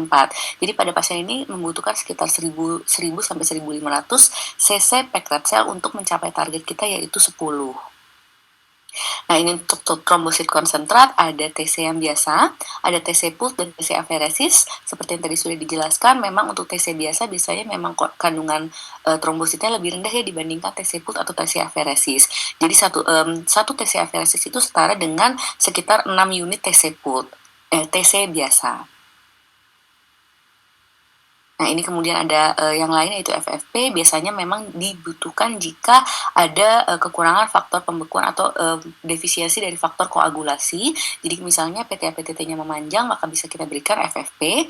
Kemudian untuk cryoprecipitate ini untuk pasien-pasien yang kekurangan faktor seperti faktor 8 atau fibrinogen. Nah, mungkin itu dari kasus pertama, dokter dan Prof. Apabila kita ada diskusi. Ya mungkin ini ya tadi kalau kita lihat memang pasien ini sebenarnya adalah pasien dengan agenu ya yang sering kali menggunakan anti nyeri ya, bahkan anti nyeri yang berasal dari jamu-jamuan. Jadi kemungkinan memang pada pasien ini yang paling mungkin adalah gastritis erosif mungkin ya, dan jadi ada ulcus pepticum ya. Nah, sayangnya perdarahannya ini masif sekali kelihatannya ya, sampai HB-nya turun ya 4,8 ya. Darah klinisnya juga terjadi shock ya. Jadi tadi sampaikan ini shock hemorrhage ya. Nah, mungkin saya kritisi sedikit ya. Tadi ada perlu periksa FOBT, tapi menurut saya mungkin karena udah jelas ini adalah hematemesis melena, maka ini nggak perlu dilakukan sebenarnya FOBT-nya ya, karena kan udah jelas ya, hematemesis melena ya. Dan FOBT ini biasanya kita kerjakan kalau memang belum ada ketahuan sumber perdarahannya ya. Nah, udah benar tadi pemeriksaan darah perifernya perlu diketahui ya ketika kejadian ini ya. Kemudian hemostasisnya yang paling penting sebenarnya PT, APTT, fibrinogen. Pada pemeriksaan dedimer itu biasanya juga akan meningkat juga ya, pada perdarahan. Jadi agak sulit ya melihat ini takutnya ke saru bilangnya nanti ada trombosis dan sebagainya. Jadi D-dimer bukan parameter yang baik untuk melihat normalitas koagulasi. Tadi kita lihat kan, yang kita lihat adalah APTT dan fibrinogennya untuk menentukan perlunya pemberian faktor koagulasi. Retikulosit udah pasti kita perlu periksakan pada pasien ini, kebetulan memang 3% cocok ya tadi dengan perdarahan untuk menentukan mungkin ada hal lain yang bisa diketahui tentang penyebab dari HB-nya rendah dan trombosit yang rendah gitu. Nah ini tadi juga kan pemberian cairan ya tadi ya, pertama kan kalau dalam literatur kan 1 liter ya langsung diberikan ya, tadi kita lihat ya. Mungkin kalau 30 cc per kilogram berat badan berapa kira-kira? Bisa 1.500 ya, kira-kira masih cocok lah ya, kira-kira ya. Masih bisa lah ya, gitu ya. Nah tentu nih harus segera nih ambil sampel darah ya, mintakan darah ya. Karena kalau masih bleeding terus nih resiko perdarahannya bisa menyebabkan kematian ya kalau nggak kita. Nah jangan-jangan perlu juga nih cairan koloid ya, karena cairan koloid nih berada lama di dalam sirkulasi ya gitu. Seperti itu saya rasa yang ini kan. Dan untuk transfusinya saya rasa walaupun whole blood bisa dianjurkan ya, tetapi pemberian transfusi darah packed red cell itu masih diutamakan ya pada kasus-kasus yang perdarahan gitu. Dan tidak harus leukodepleted ya, karena ini kelihatannya kan pasiennya baru, transfusinya bukan jangka panjang ya, sehingga kita cukup packed red cell saja diberikan. Nah, apakah perlu pemberian TC ya? Nah, pada perdarahan tadi kalau di bawah 50.000 kan jelas ya, itu dengan perdarahan kita tambah gitu ya. Apakah di atas 50.000 kita perlu berikan TC juga? Nah, ini kelihatannya kalau dilihat-lihat dari literatur agak sulit kita menginikan. Cuman gini, kalau kita biarkan terus trombositnya di atas di bawah 100.000, maka risiko bleedingnya juga tidak berhenti juga akan terus terjadi. Menurut saya selain kita berikan packed red cell, mungkin perlu diberikan TC juga ya untuk membantu koagulasinya gitu ya.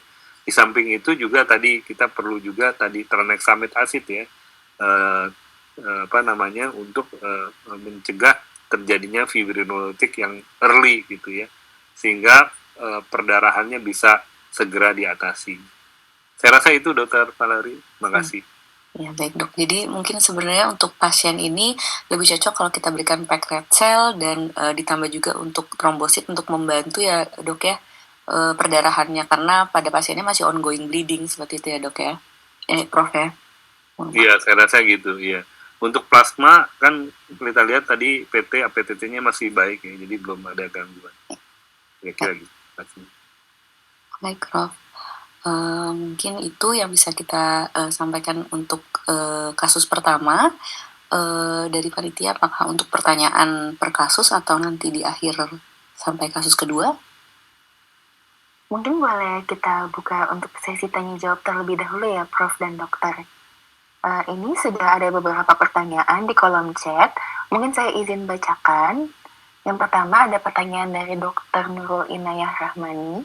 Selamat siang dokter dan Prof, dengan Nurul dari Bekasi.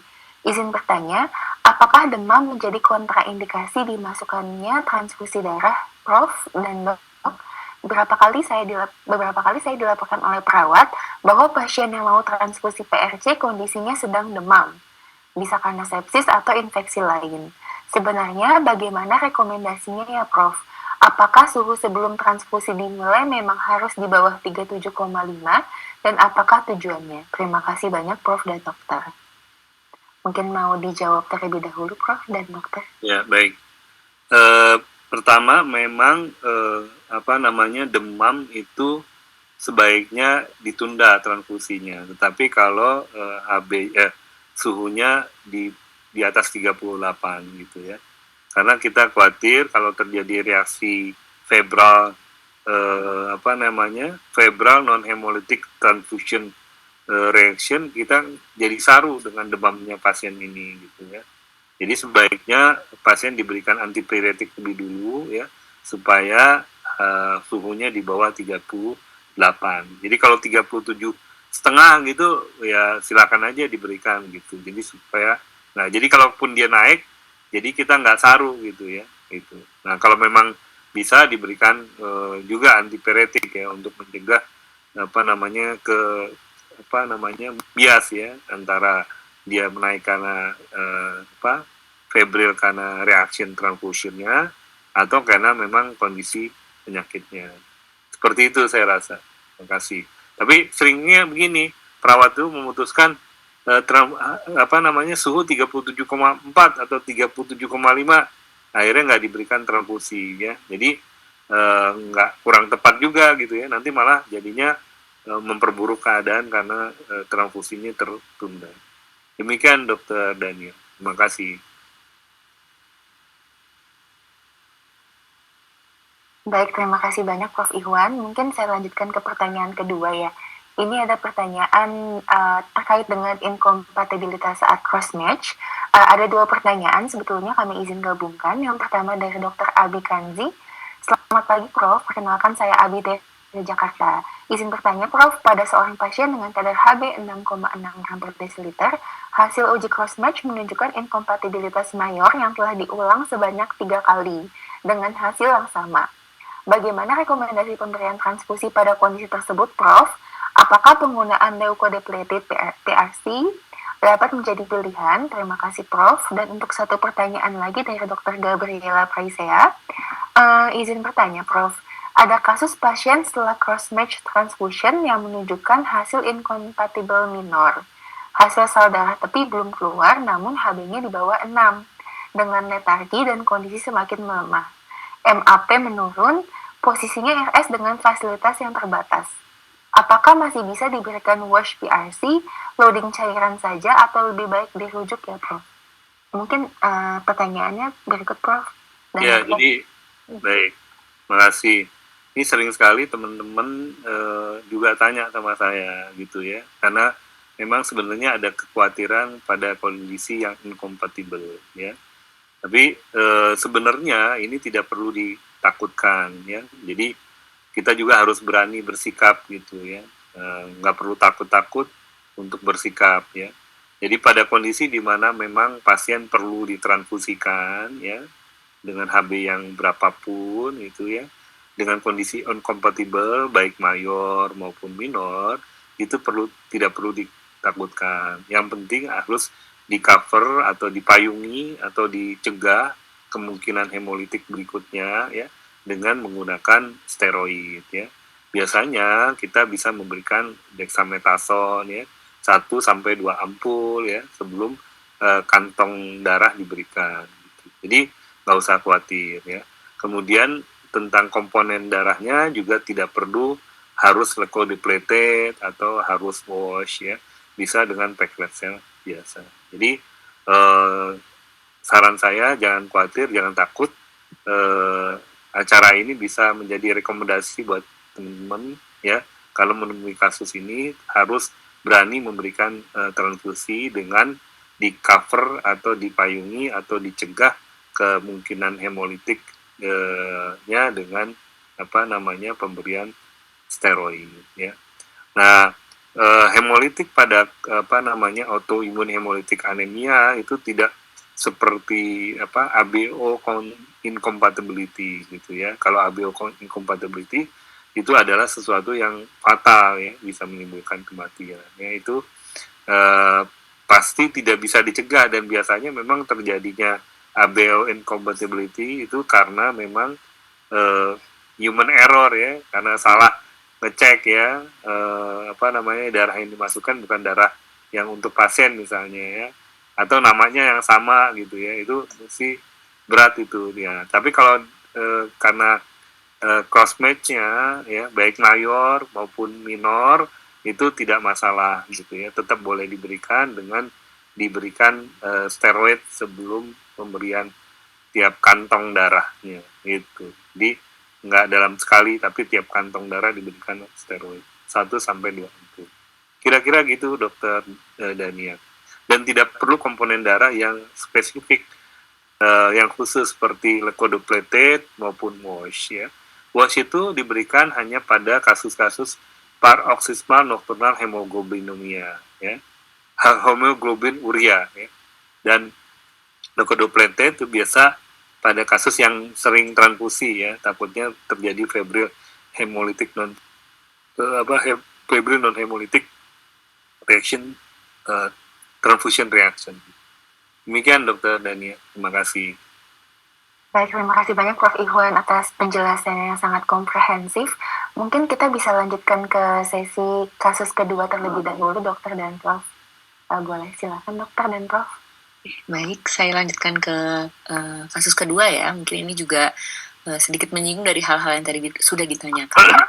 Jadi pasien yang sama setelah dilakukan resusitasi di loading sekitar 1000 cc, tekanan darahnya mulai meningkat walaupun masih sedikit mepet ya ke 92/65 dengan heart rate-nya sudah mulai turun ke 101 kali per menit. Nah, kemudian pasien dilakukan transfusi PRC 2 unit dalam rentang waktu 4 jam tanpa premedikasi.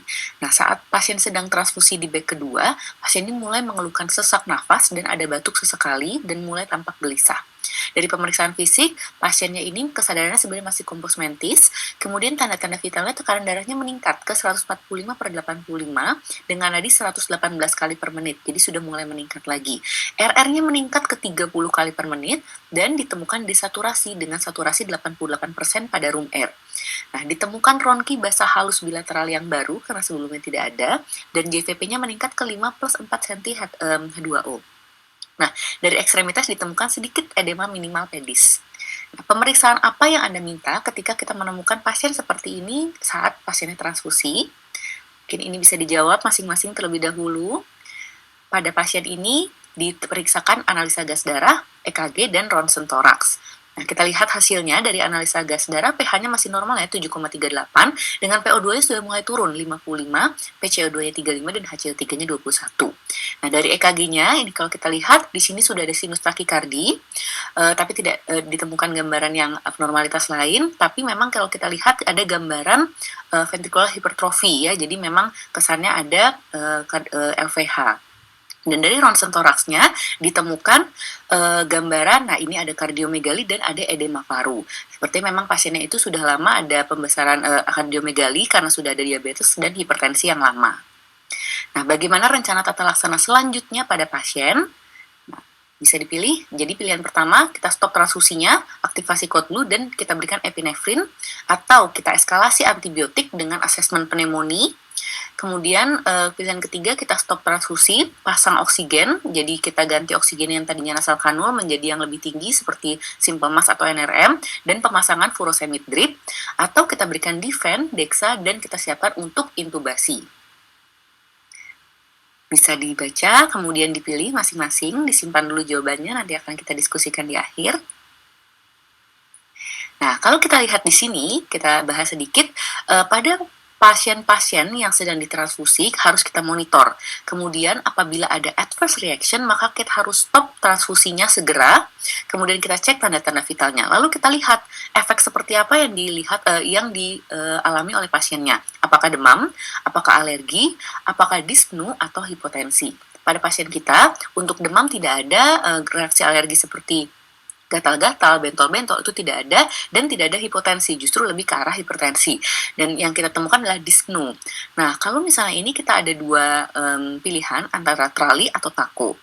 Nah, kita lihat, kita cek BB investigation itu blood bank investigation, kita cek CBC atau DPL, kita cek darah kimia, kemudian tes koagulasi, tes ronsen, dan analisa gas darah. Kemudian kita berikan respiratory support hingga intubasi bila dibutuhkan, dan yang penting adalah kita berikan diuretik apabila kita mencurigai tako. Nah, pada pasien ini kesannya memang ke arah overload ya, jadi tadi ada sesak, ronki basah halus, kemudian JVP-nya juga meningkat. Sehingga daftar masalah pada pasien ini adalah dyspnea, etkausa tako, DD trali, tapi memang kita lebih ke arah takonya. Nah, untuk melihat, membahas pasien ini, bahkan kita harus mengetahui tata laksana sebelum dan saat transfusi. Apakah dibutuhkan premedikasi, bagaimana kecepatan transfusi yang sebenarnya baik untuk pasien, dan pemantauan tanda vital selama transfusi. Nah, untuk premedikasi sendiri tadi sedikit sudah dibahas ya, sebenarnya bukan sesuatu yang rutin kita lakukan. Jadi tidak ada bukti kuat bahwa premedikasi rutin itu bisa mencegah reaksi seperti febrile non-hemolytic transfusi reaction ataupun alergi ringan. Tapi premedikasi ini dapat dipertimbangkan apabila pasien ini memiliki kondisi tertentu, seperti sebelumnya ada riwayat reaksi transfusi, kemudian seperti yang tadi dikatakan Prof, ada misalnya inkompatibilitas, jadi kita bisa berikan steroid, atau pada pasien-pasien yang membutuhkan atau resiko tinggi overload, seperti pasien-pasien yang lansia atau memiliki gagal jantung sebelumnya.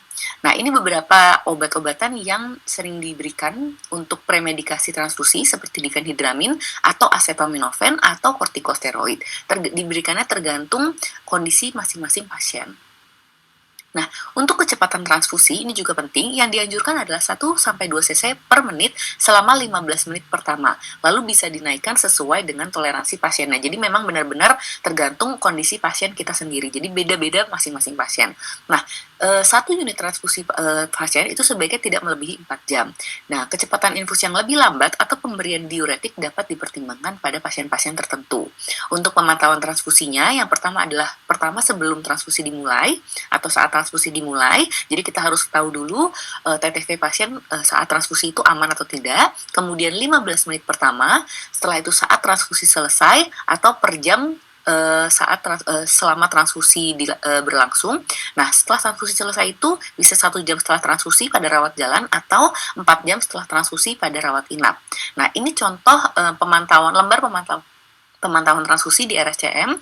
Jadi kita lihat TTV-nya saat transfusi, 15 menit setelah transfusi dimulai atau saat setelah transfusi. Ini kita lihat juga.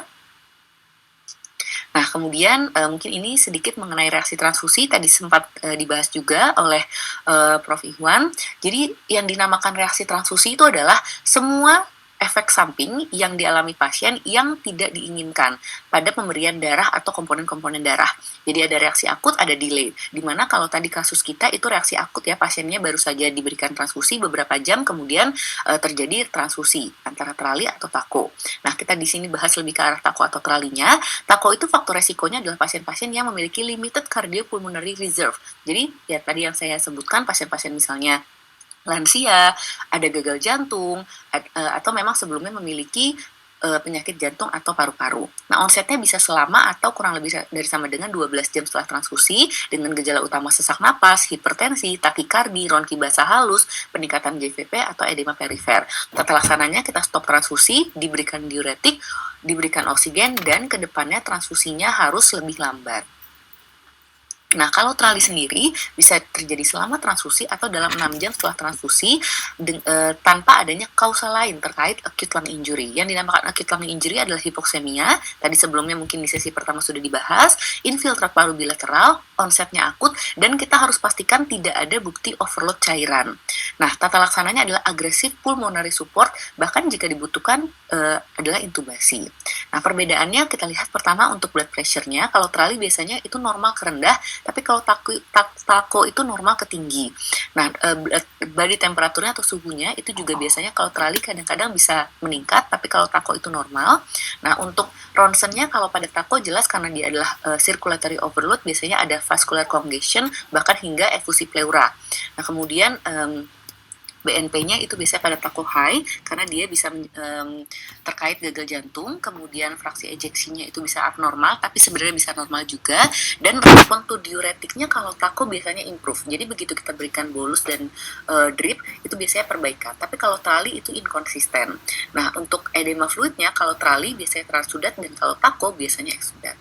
Nah, kemudian tata laksananya, pertama hentikan transfusi, kemudian dipasang oksigen sesuai kebutuhan dengan target oksigennya lebih dari 95%, kemudian diberikan diuretik, bolus furosemid, dan kemudian di drip 10 mg, 5-10 mg per jam mulainya, bisa dinaikkan sesuai dengan kebutuhan, dan kita pasang kateter urin dan dipantau untuk balance cairannya. Nah, ini jangan lupa setiap pasien yang mengalami reaksi transfusi